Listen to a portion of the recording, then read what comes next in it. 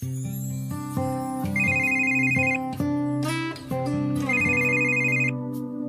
ba muna natin pag-usapan to? Wala na tayong dapat pag-usapan pa. Eh di ano yung desisyon mo? Wala! Ibaliwala mo na lang. Sige, bye. Bakit ba ang buhay ko'y ganito? Wala na yatang natitirang pag-asa sa mundo. Lagi na lang tayong pinaglalayo. Di ba nila nataramang ang pag-ibig ko sa'yo'y totoo?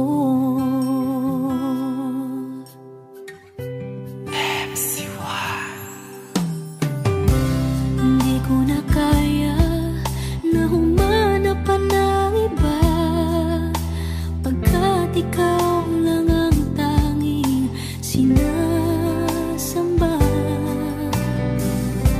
Alam mo bang kapag kapiling ka, bawat sandali ay walang kasing ligaya. Umiyak ang puso ko't sumisigaw, pati ang isip ko't damdamin ay humihiyaw. Buhay kong ito ay walang halaga kung ang pagmamahal mo ay mawawala pa. Umiyak ang puso ko't sumisigaw, pati ang isip ko't damdamin ay humihiyaw.